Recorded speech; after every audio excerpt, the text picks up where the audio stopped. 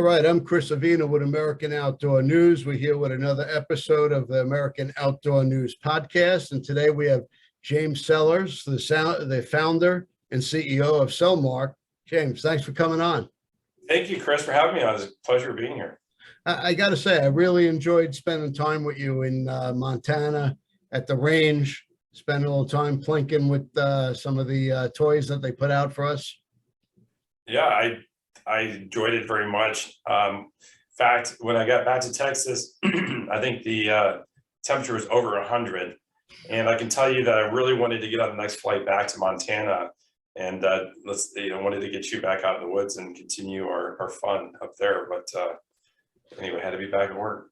Well, I've been hunting in Texas in July and it's no cakewalk. No, it's definitely a tough environment, and right now we're in a drought too, so we're looking at impacts to our agriculture and wildlife even in the fall, so hopefully get rain soon. Well, let's talk a little bit about Sellmark. I know it consists of a lot of different companies that you're involved with. How did you get started? Weren't you like a teacher or something? Well, actually, I think I'm one of these people that is curious minded, as far as just what wires me. I'm always curious about how things work, how people think, what they do. And one of my endless fascinations is with the outdoors, with everything from, the wildlife and just hunting and shooting. I find that fascinating. So my interests, I think, have kind of led me to this point. And honestly, I couldn't imagine a better opportunity. I'm very fortunate to find myself in the outdoor industry. Well, I got to say, it's a great industry. And I enjoyed using your products while we're in Montana. The Pulsar digital picture-in-picture, God, at first I didn't know what the heck I was looking at, but once you really zero in and see what's going on, you have to be a blind man not to hit your target with that thing. The technology has come a long way since we started, and it's been a lot of fun to bring in all the different brands and products and technology to the market. I see what's on the market today. I can still imagine so many things yet to be created and brought, but then you go back and look at, we started in 2000. At that time, we really focused as a marketing company with sales consulting. And 2002, we kind of found ourselves in the first steps in the outdoor market. And that time, we were looking at what was on the market. And it's just such a different market. 2002, the AR-15 wasn't a popular product. People weren't even using it. Maybe a few people had it, but it was very unknown. The way we hunt and shoot changed so much in the last 20 years. It's absolutely incredible. I don't think that scope that you're talking about, I don't think people even dreamed that'd be available to the public at any price 20 years ago. No. And I tell you, it was really, once you really zeroed in and it took a few shots for my eyes to really register which one I was looking at. And yep. I mean, it's really a work of art. Have you hunted much with thermal? What's your experience with it in the field? I've never used your product in the field. All right, we're gonna have to make that happen. So when are you coming to Texas for some hog hunting this fall? Whenever the invitation's open. We're making an official invitation. Chris, you and I are gonna go hunting this fall and get some hogs, and we'll use the thermal. You'll love it. It's so much fun. There's nothing quite like it. So done. We're going to have you down in Texas. Hog hunting is one of my favorite things to do. I've hunted them with a bow, a crossbow, from a helicopter, with a rifle, but I've never hunted them at night with a thermal scope. All right, we'll do that. I haven't hunted them on a helicopter, so you got me on that one. That's so much fun. I'm waiting for my invites, so if anyone's listening and you want to take me on a helicopter hog hunt, tell me when and where. I'll be there. Absolutely.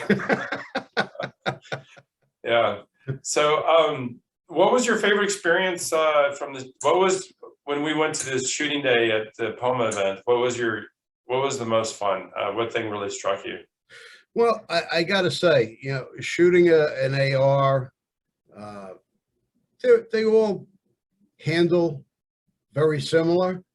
I don't see a tremendous difference, Yeah. but I got to say the optics was really a game changer. You know, you could really tell the difference when you're looking down range through different optics. Yeah.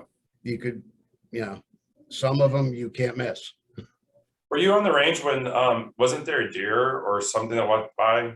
I was shooting the CVA Paramount when that deal walked Oh out. my gosh.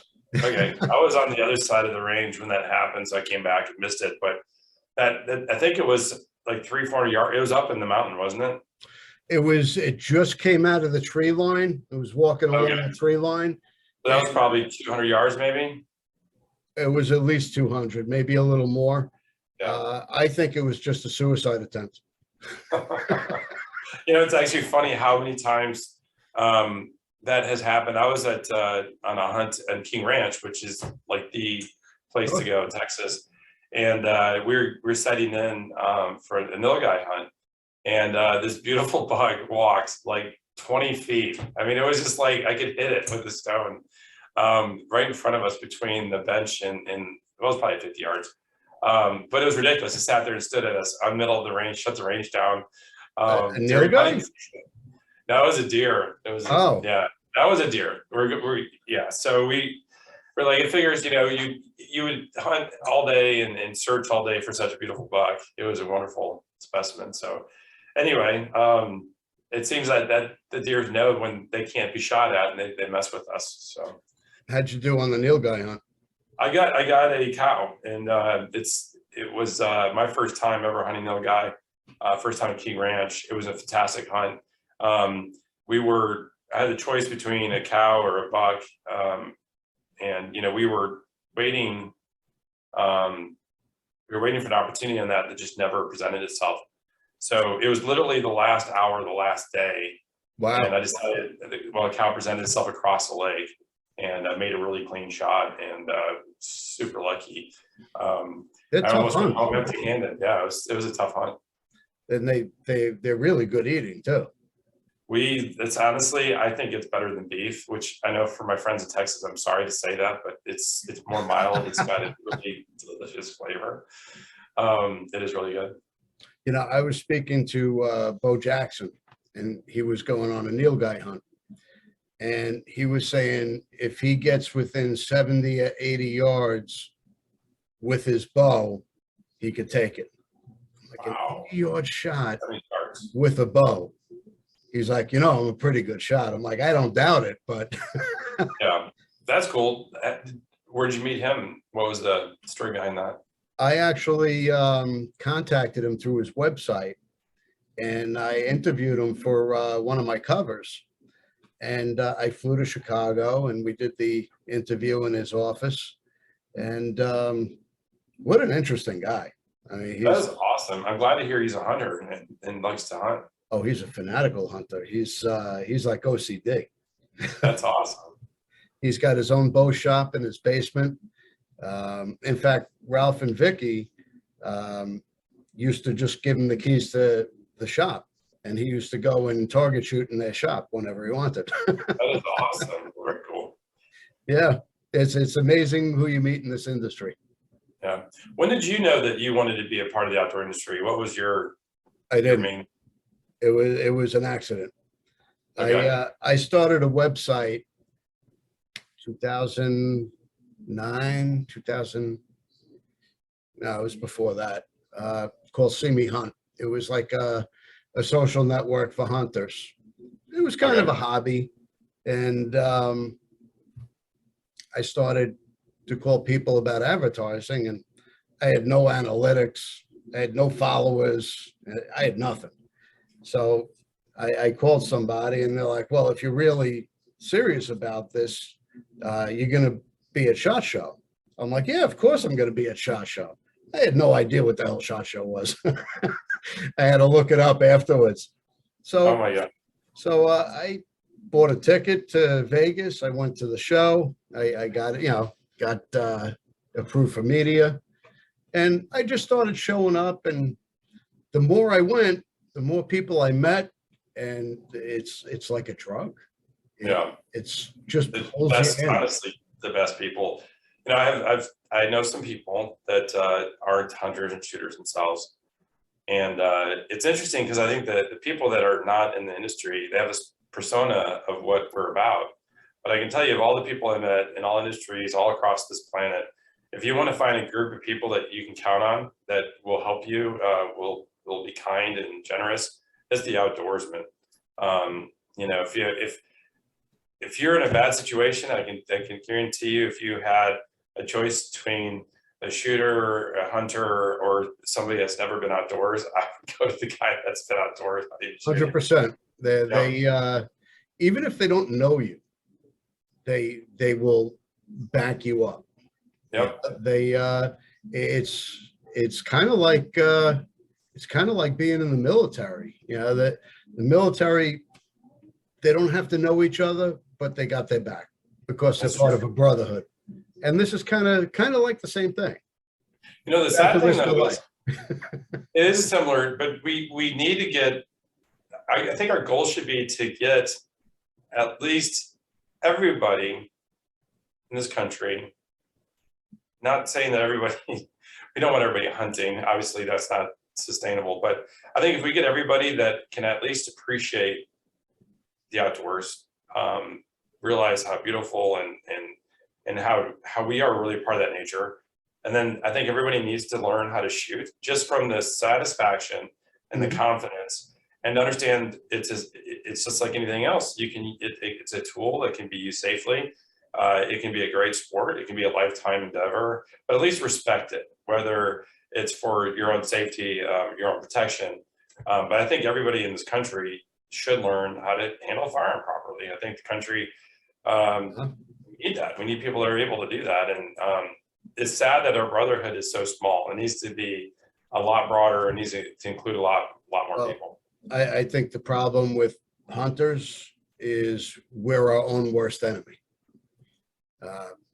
Bow hunters don't like crossbow hunters. Longbow hunters don't like compound bow hunters. We're all doing the same thing. I'll hunt with a slingshot if I could. It's true. That's true. Well, we need to change that. How do we change that? How do we get people to not put the other specialty down and realize that they're doing their thing and they enjoy that, and that's wonderful. Well, I see it this way. Right now, our rights as outdoorsmen and hunters is under attack. Yeah. And if we don't band together and fight the fight that needs to be fight together, we're not going to be able to pass on this amazing tradition to the next generation, because we refuse to stand as one, and our voice is a lot stronger as one.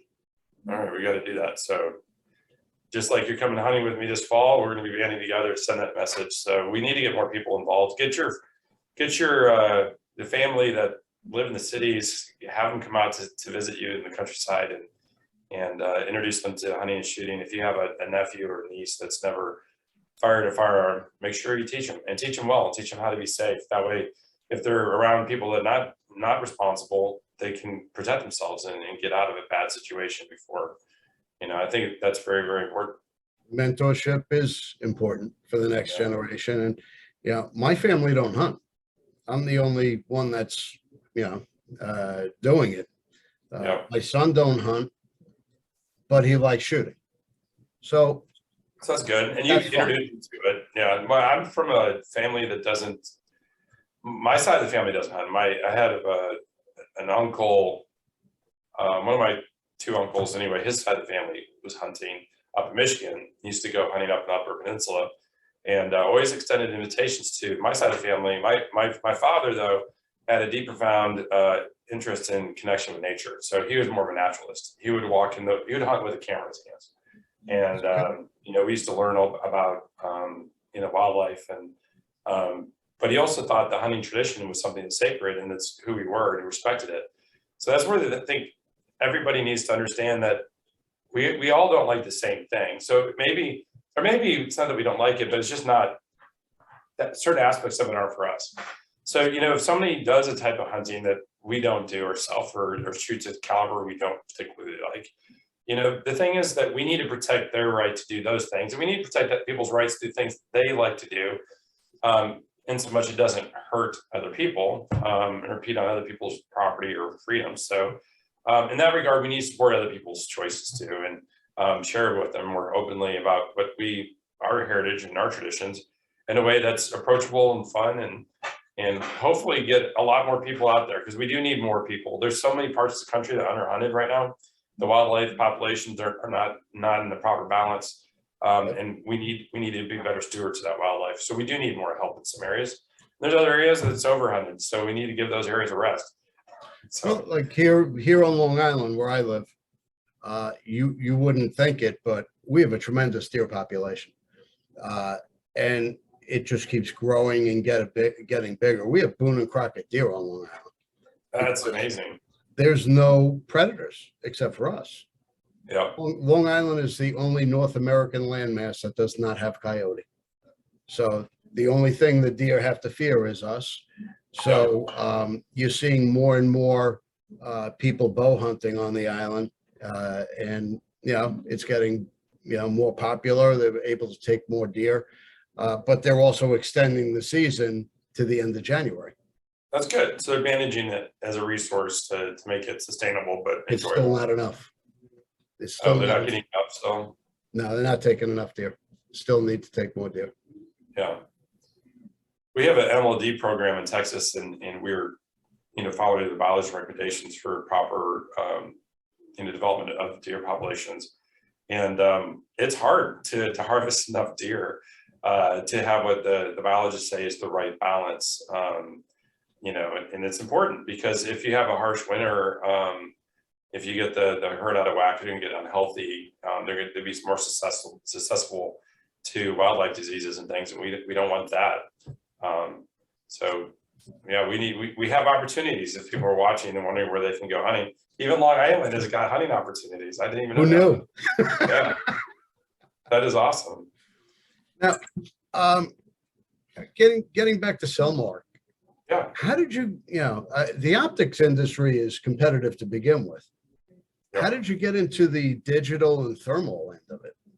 Which, you got to kind of go back to, we have to go back a few years. In 2007 was really when we started becoming the company that we are today. In 2007, we were looking at the outdoor market. And at that point, to get to that point, so, we were marketing and distributing night vision products, and we had great success. The partner that we had to bring that product to market, I think globally, we ended up having a 90% market share in the consumer-based night vision. And during that time, we were experimenting with taking the digital images from digital sensors, CMOS and CCD sensors, and we're seeing what that looked like, putting them in the devices.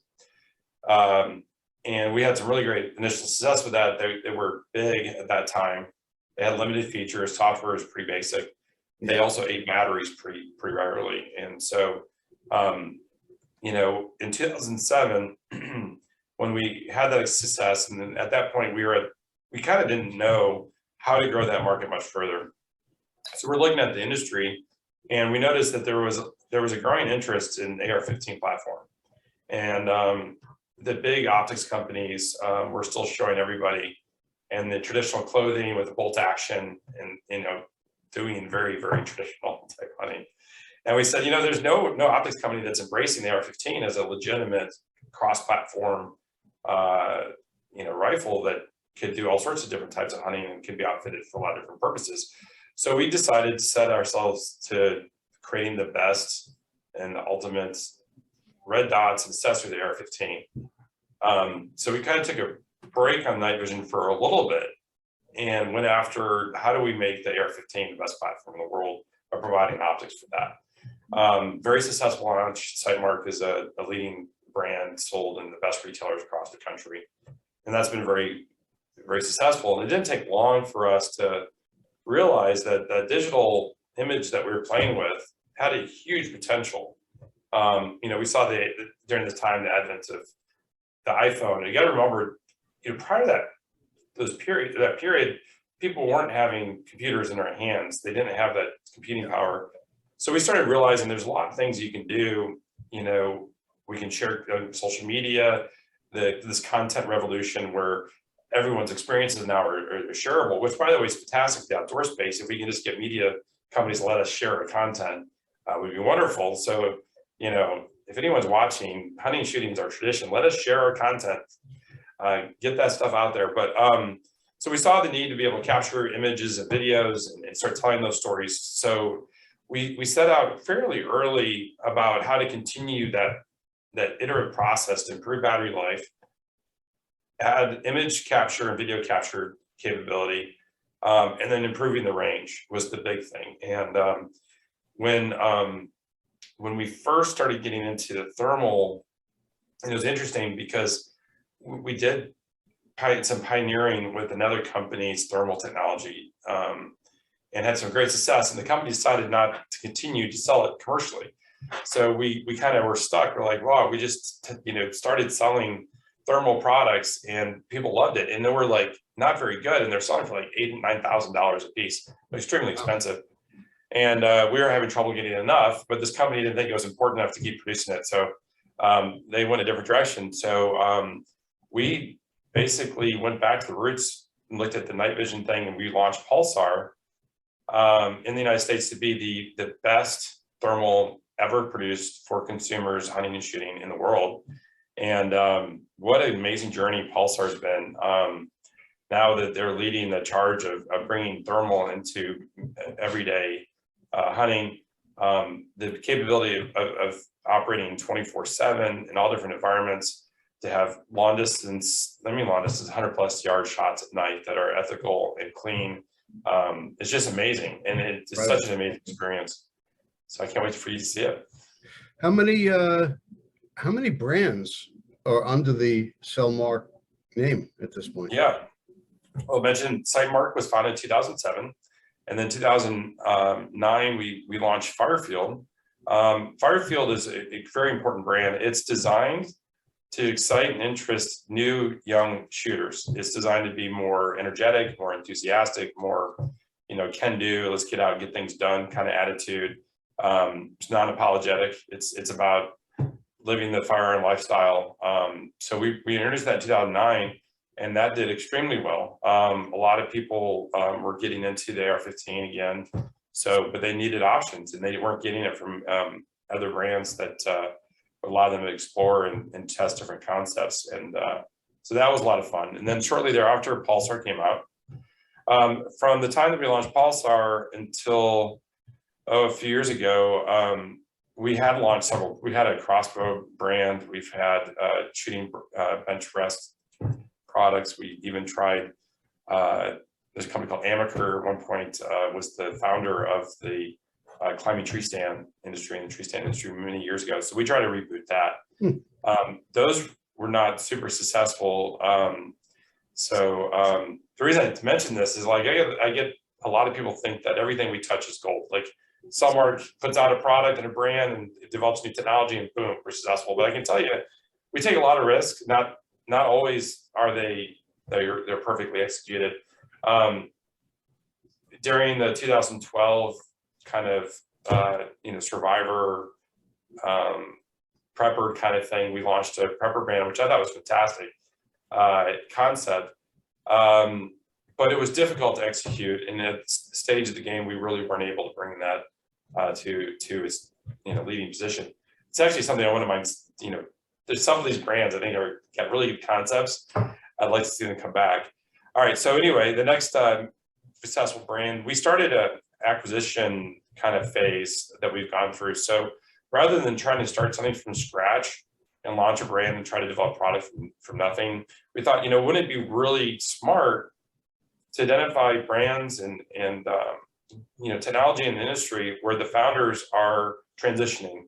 They've taken it so far, but they can't continue on for the reasons. Maybe it's because they want to retire, or they have something they're missing. They can't scale it, or they need technological expertise, manufacturing that they don't have, whatever it is. So we first major attempt in that area was with a brand called Kofjäger. Extremely successful. It's an amazing shooting rest It was founded by two Dallas police officers, and they wanted something that they could take out in the field, whether if it was for like sniping positions, provide cover. They were involved in some of the very predominant engagements, like there's an active shooter that was in parking garage not too far from downtown or in downtown Dallas that they responded to. And so anyway, their experience was we need a better way of getting firearms into different positions and be able to take very accurate, very stable shots. When you have, you've got to have a tight shot because it's a hostage situation. Which was interesting is because we started using it for all our night hunting, because you also need a very stable, portable solution. So we were using Kofi Jaeger with our night hunts and doing extraordinarily amazing things at night with their platform. And we became friends with them, and we were asking, what do you guys, what's your situation? So, well, we're full-time police officers. We go home and we assemble these and make this stuff all night. And on the weekends, so we never stop working, never see our families. And they kept putting all their efforts back into it. So they're really having not a lot to show for it. And so they came up with that, let's work together, and we became good friends, and we ended up acquiring that company from them, and really proud to say that we're continuing on their tradition of top quality and these rests and stuff. They're so important. That was the first major acquisition that we did. And then we had another opportunity, another company founder ended up having, it's called Bullet Safe, which was a personal protection bulletproof jacket company.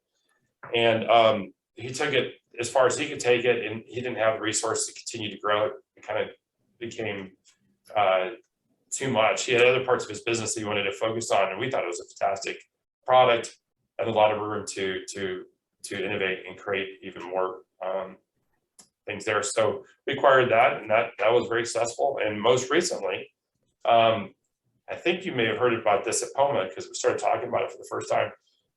But Sellmark just acquired Enforce, which we're so excited about. It's a company that manufactures the best lights and lighting solutions manufactured right here in the United States in Rhode Island. And we are going to continue to develop the legacy and that vision, that brand that the founder had, and want to be continuing to provide the best lighting solutions for law enforcement and professionals around the world. So we're really proud about that. Already seeing some great success. Working with the team is going really well. We also have a couple new brands and technologies that we're developing that aren't released yet, but will be released in the next 12 months. So we're going back to our roots too. We're looking at areas that we can innovate and create new brands, new products, experiences, and to support that, we've been expanding globally, and we're about to announce our new facility. We're adding 40,000 square feet to our state-of-the-art facility here. Wow. With the main focus is on long-term strategy, vision, technology, innovation, and manufacturing. So we have a lot of good things in the works. That's great. It's good to know. Yeah. We're actually running out of time here, but where can we find the Sellmark products? Well, our corporate, again, is Sellmark, and the website, sellmark.com. Sightmark is also sightmark.com, and that's SIGHTMARK.com. Firefield also is firefield.com, so keep it easy, FIREFIELD.com. Pulsar is pulsarnv.com, so check us out there. Kofi Jaeger, Enforce, and Bullet Safe, all.com. So look for us. We are, for anybody that's looking for solutions, we hope that we can be a part of your journey and your experience. We take great pleasure and satisfaction for providing the best products to feed your interest in the outdoors and protect your families, put food on the table, and live that outdoor life. So I can't wait to hear about your stories, and look forward to hearing, Chris, about you using thermal, and hope you come down to Texas and see us. That'll be an upcoming story. That sounds great. Thank you so much. I appreciate your time, and thanks for coming on. Thank you. All right. We love our children. We protect them. We guide them. We prepare them for life in the world. With all that we do, from deep in our hearts, we cannot control all things.